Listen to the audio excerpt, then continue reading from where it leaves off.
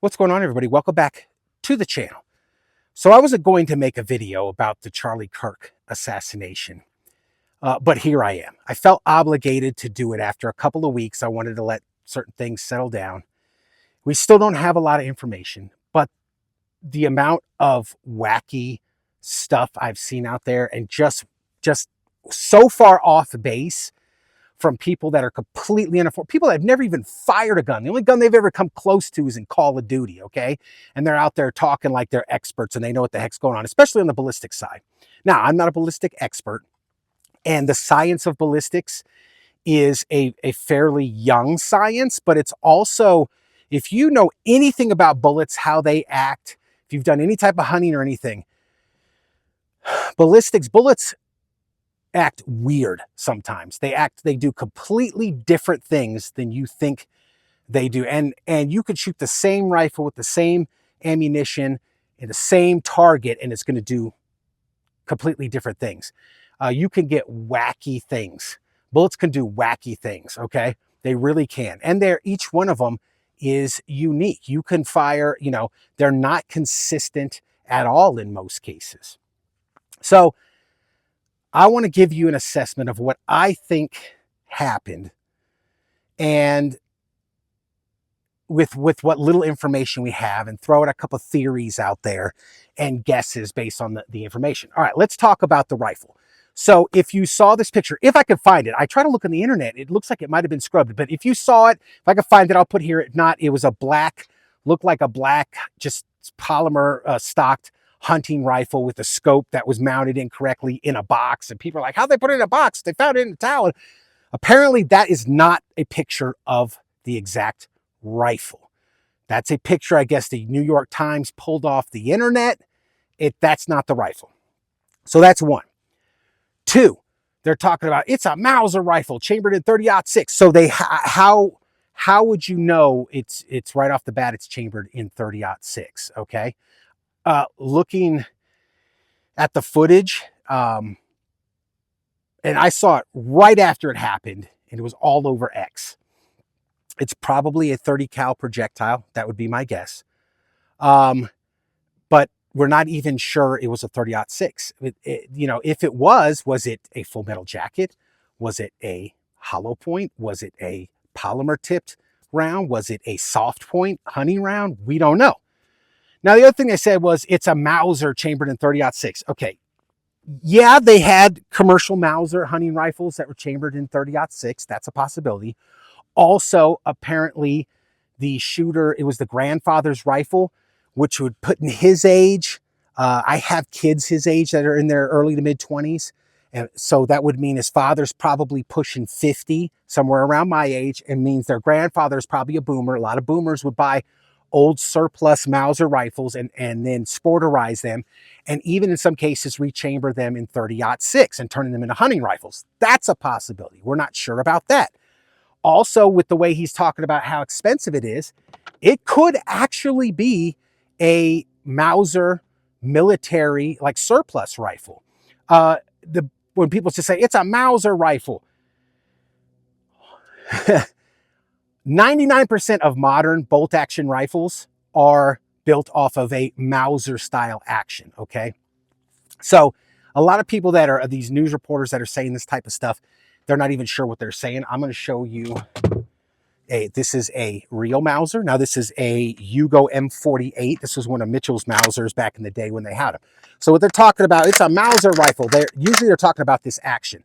Now again, it could be a sporterized one, or it could be, because he referenced the scope being $2,000 alone, it could have been a surplus, military one. There is no, because they said there's no serial numbers on it, so it's not traceable. Well, even this gun, way back in the day, had serial numbers and stuff on it. So I don't know the exact rifle that they use. Nobody really does except the people in the investigation, and they're keeping that on the hush-hush. But we're going to test. We're going to do a little test today, trying to support my theory of what I think happened. And there are other channels talking about this, and I think they're right on the money. There's one, I can't remember the name of it for the life of me right now. If I find it, I'll put the name right up here. I think he did an excellent job of explaining what he believes happened.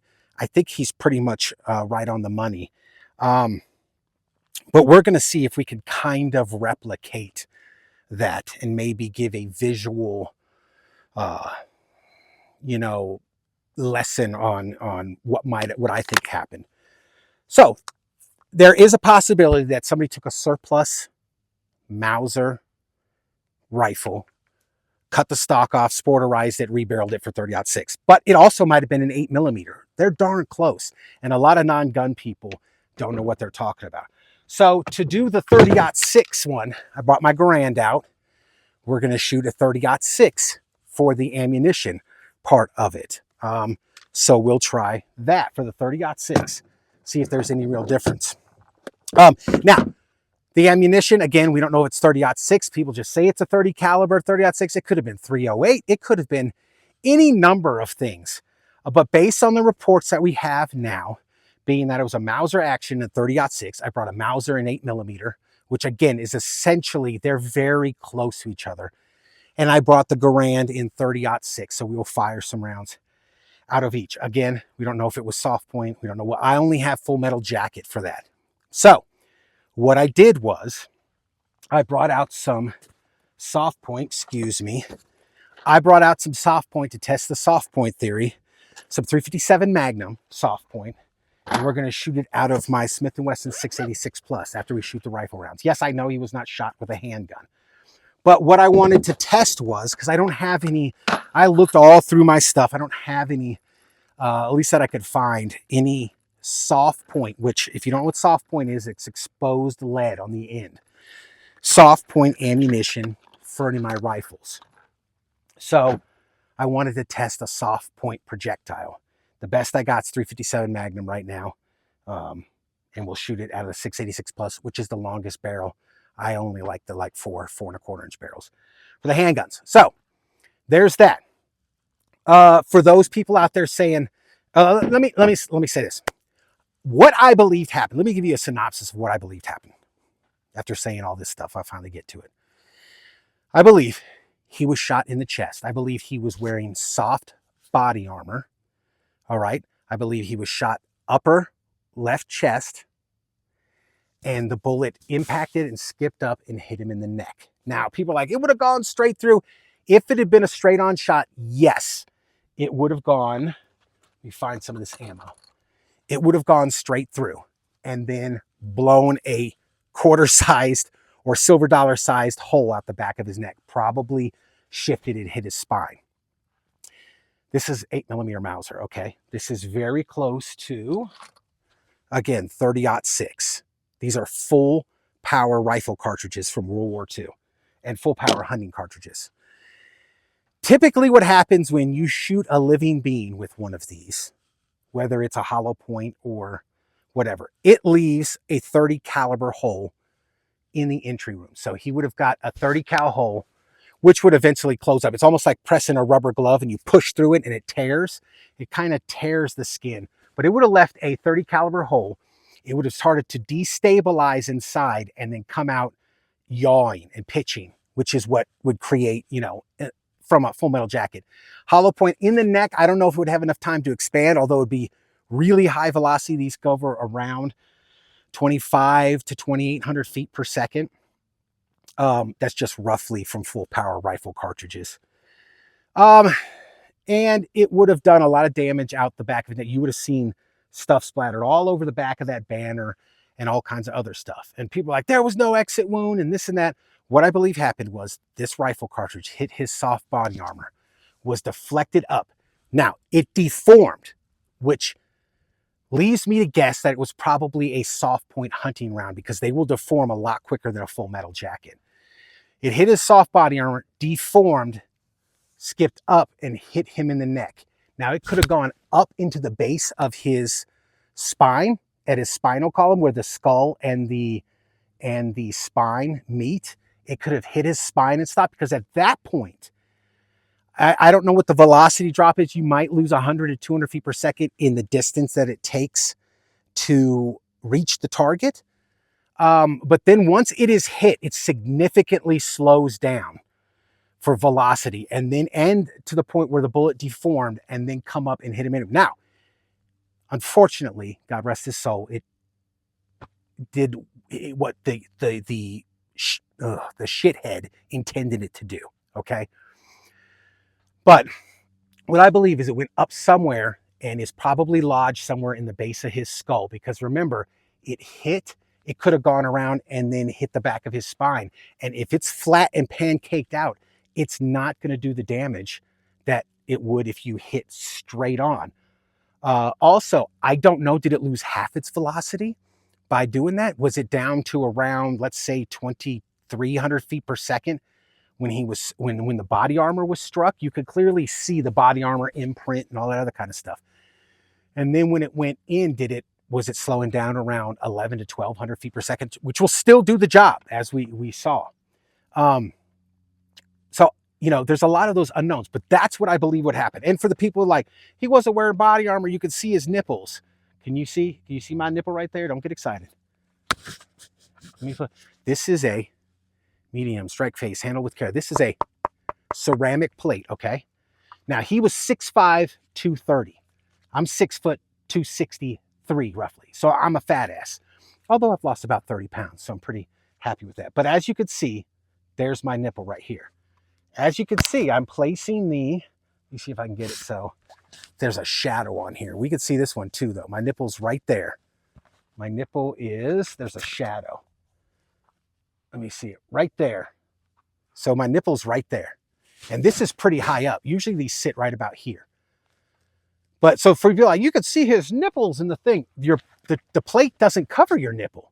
And he was wearing, if I can find a picture of it, I'll put it here. What I think he was wearing was, I'm not sure the company, but they have like a spandex undershirt, which fits very tight to the body. And then it's got a pocket in the front where you could slip a soft armor plate in.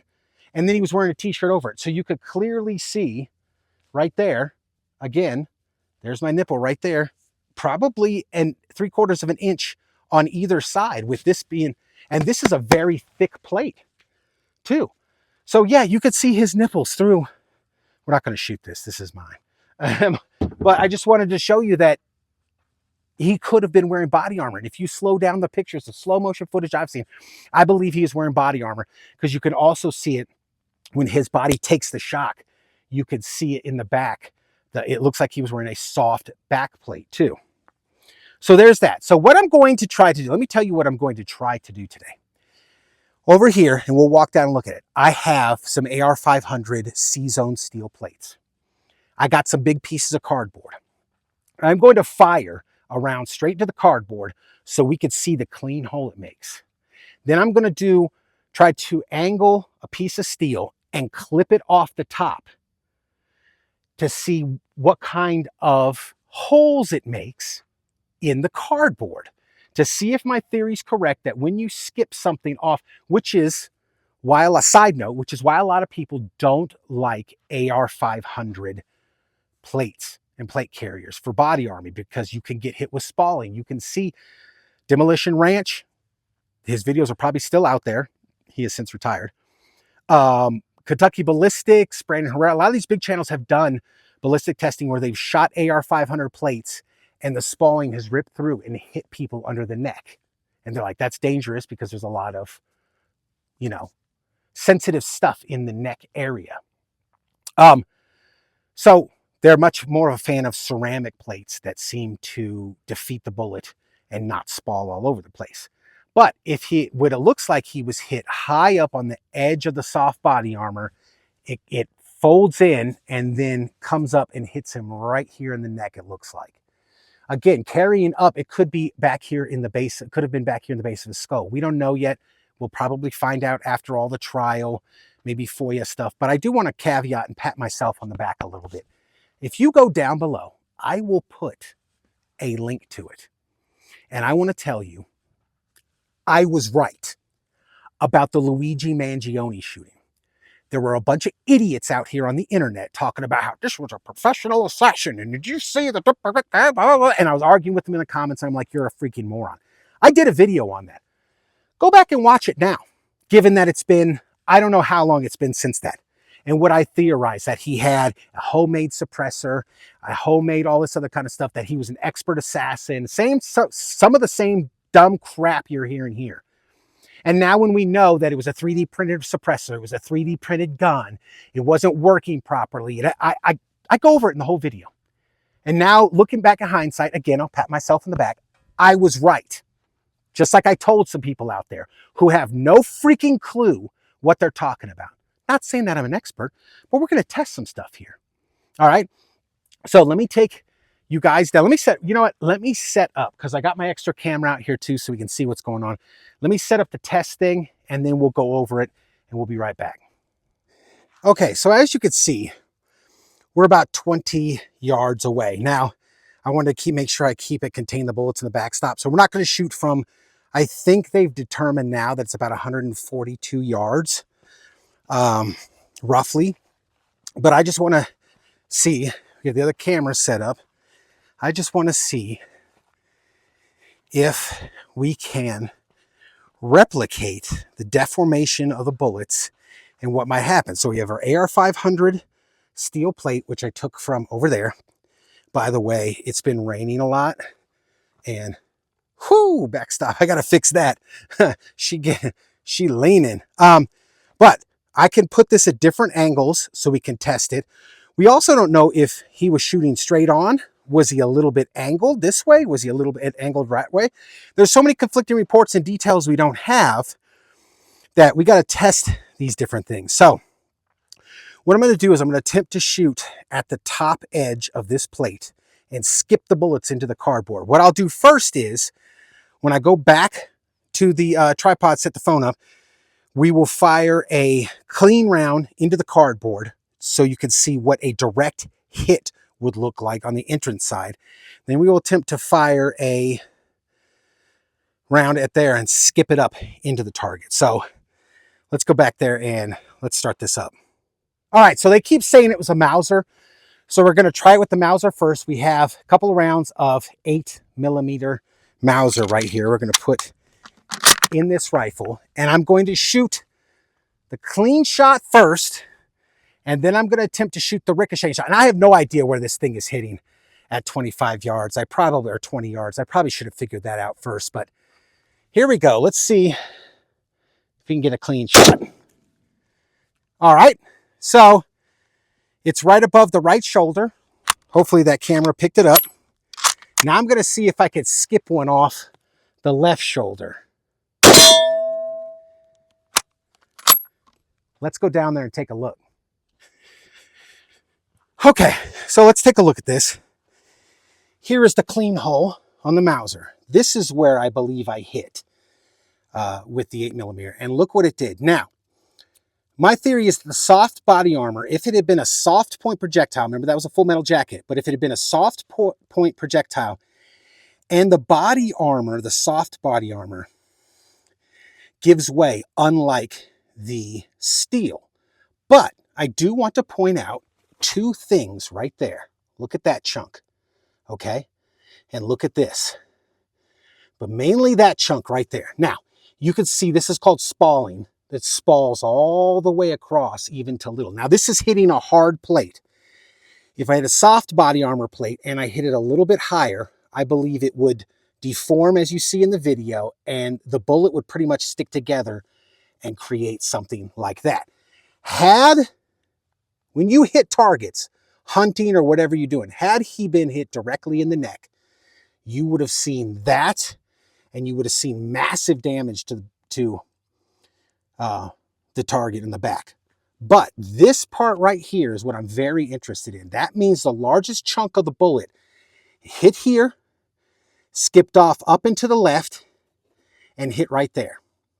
All right, so let's try it again with the 30-06. I will fire somewhere over here. I'll try to fire the straight on shot, and then we'll try to hit this side with the 30-06 and see what it does. And I brought another piece of cardboard. Then we will try the soft point 357 Magnum. So let's try that.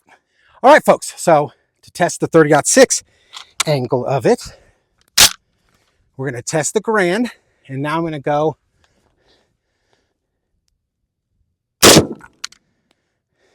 I don't know where that hit, but I think it hit the cardboard. Now let's try the right side of the plate. All right, let's go check that out. Okay, so as we can see, similar. This one skipped a lot more. Now, you hit it right there. You can see it hit and skipped. And if we put it at a lower angle, we might be able to skip them off and not destroy the bullet as much. But you can see right here, it skipped off. Now, again, this is AR 500, so it's going to hit and really destroy the bullet. But again, you see the spalling right there. There's the shot, straight on shot, and there is simulating how the bullet comes apart. I think the Mauser one was a little bit better with the biggest chunk going over there representing it. But you see it hit, you see it's an oblong hit because it skipped up. You know what I'm going to do? I'm going to replace this and we'll put a slightly more angle on it to see if it can keep the bullet together and just get a deformed chunk of lead, which is what I believe soft body armor, what the soft body armor did. I believe it deformed the projectile before it entered the body. Now, but you could still see, like, looks like there's a big chunk right there, but it really cut across that. But this is what the entry holes would look like, not the big hole or big wound we saw in the front. But first, let me replace the cardboard, and then we will test the Soft Point 357 Magnum, and we'll also put more angle on the plate. Okay, folks, so we're roughly 10 yards from the target. I have it set up. I put a little bit more of an angle on it. I put a new piece of cardboard up, and we have the 686 Plus and 357 Magnum. These are 158 grain soft points that, again, I will repeat, I chose these because they are soft point and they typically tend to deform more instead of shatter. Put a little bit more angle on it to see if we can skip it up into the target. Now I'm going to fire first round so you can see what a clean shot looks like, and then I'm going to fire the deflected round.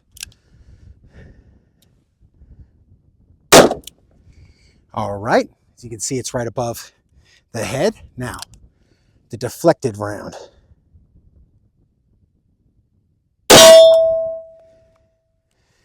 Let's go check it out.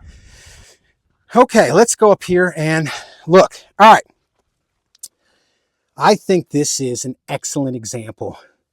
There's the clean shot, as you saw on the camera. Now, it did still create a little bit of spalling. Again, this is because it's steel. All right. And I believe I hit right there. Not sure, but I think that might have been where I clipped it. But as you can see, look at that hole right there. Because this is steel, you still get a little bit of spalling, the tiny pieces across it. But look at that jagged hole compared to that. Let me put them both in the same frame. Clean shot, jagged ricochet shot, or a deflected shot. Look how the bullet was off path. If you remember, you could see where the point of the thing is right there. And if I hit right there, it skipped off path, and it is also deformed into a bigger shape than that. It has also lost velocity, and it also is probably unstable. So that's probably one of the best representations I can get of this. You want to try it one more time? Let's try one more ricochet shot over on this side. All right, so as you can see, we have it set up again. All right, I will fire, got 2 more rounds of the 158 grain soft point. I will fire another clean shot right above, close to the other one. And then I will attempt to ricochet or deflect the bullet off the armor plating up into the cardboard. See if we can get a similar result. Let's just try that. All right, here's the clean shot. All right, hopefully the camera picked that up. Now, let's try to get up. Let me angle a little bit and see if I can get, let me angle a little bit, see if I can get it. All right, let's go see what happened. All right, let's check this out. So, very similar result. There's the clean shot from the second one right there, the direct on, and then As you can see, there is, again, you got more spalling with this one. Now, I will reiterate it. The steel one will hit, the bullet will hit and spall across and break into little pieces. But the big chunk is, look at this right here. Look how it hit and tore. Look at that right there. That's where the big chunk of that bullet is. Look how it is deformed and misshapen. Let me see if I can get down in there. So look at that. And I believe I hit right there. I think. I have to go back and check the camera. But I hit there, deflected off. Now, if it was soft body armor, like I believe, the bullet will hit it. The soft body armor will deflect. It will deform, drastically deform. And the bullet will take the shape of that deformation and continue on up, which means you don't get this spalling effect right here from soft body armor, but you do get the deformed chunks that you see here. So let's come back. First clean shot, first deformation and deflected bullet. And I also aimed at an angle, which I think was why it's this one. You can see, try to aim at an angle and shoot it up, and it skipped off that way. So there was the second clean hole. There's the largest chunk of that one right there. So let's go and get the final thoughts. Okay, folks, final thoughts on what I think happened in the Charlie Kirk assassination. I think that given the information that we currently have, I think it was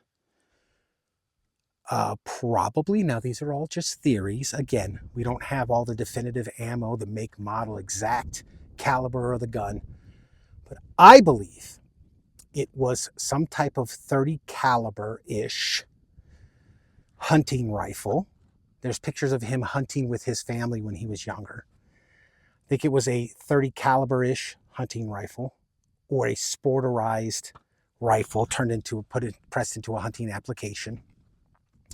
The reports now is that he was about 142 yards away. That's a chip shot for anybody, even with a 9-power optic or whatever, any type of hunting scope. 142 yards on a torso-sized target, and I personally believe he was aiming for the torso. I believe he technically missed his intended target, because I believe, again, that the bullet hit high on Charlie's soft body armor. The body armor deformed. I believe the bullet also deformed, came up and struck him in the neck and lodged somewhere in the base of his skull or spine, which is why you don't see an exit hole. Also why you don't see a straight hole. If he had been hit straight in the neck, it'd have come out the back here, and you'd have, trust me, I've hunted before, okay? I've seen bullets do what they're supposed to do. I've seen them do not what they're supposed to do. Little side note here, I shot a doe. My buddy Rob had taken me out with Ron, buddy of mine, Ron, had a bunch of hunting property that he was leasing. Rob and I went out and we went hunting. We went deer hunting, whitetail deer hunting, in Virginia. I shot 3 that day. One was in the head with a 30-06. It was a Remington 700, an old school one. Good rifle, I don't have it anymore. I hit it right above the eye, okay?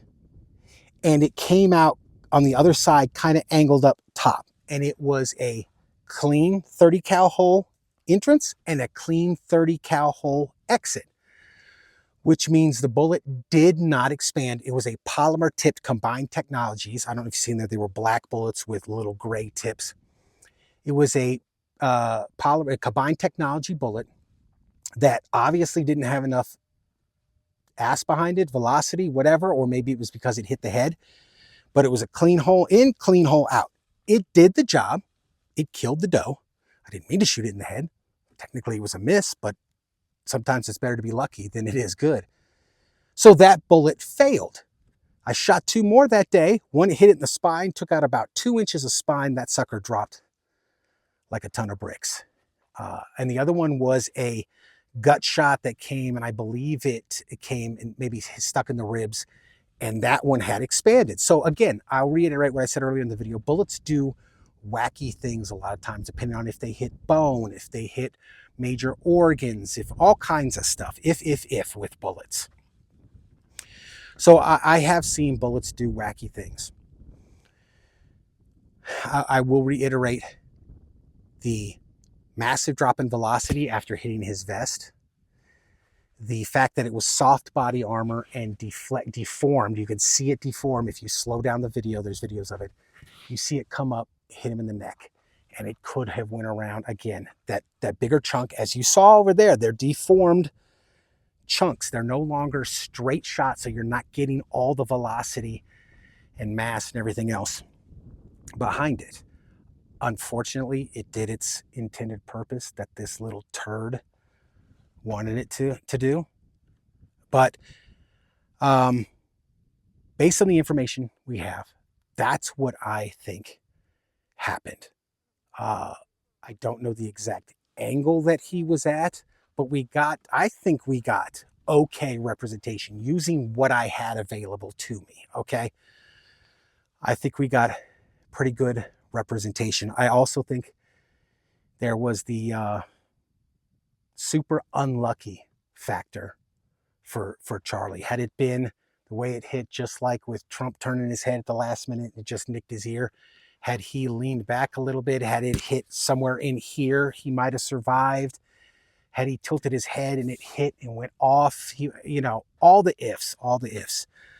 But ballistically, based on what we have now, we will find out in the future, and I will revisit this. I believe it was a hunting style rifle, whether it was a converted, I'll reiterate this and then we'll get out of here. Whether it was a sporterized military rifle built by the Boomer grandfather, or it was, and it was a 30 caliber-ish type of projectile. I believe based on the soft point 257 Magnums, it was probably a soft point because they will deform easier than full metal jackets. And I believe it hit his vest, deformed and deflected, and then caught him right in the most unfortunate spot in the neck. So there it is, guys. Let me know what you think. Am I off base? Have you seen it? I'm not going to play none of the footage here. Obviously, you haven't seen it up to this point. Again, I cannot remember that channel. I will put the name of the channel if I can find it right here and maybe a link to that video down below. I think he does a good job explaining it. I think he's right on point with what happened, but I wanted to try to do a practical, get as close as I possibly can, practical exercise to see if it is at least a little bit repeatable and able to be replicated. So there it is, guys. Thanks for watching. We will see you next time.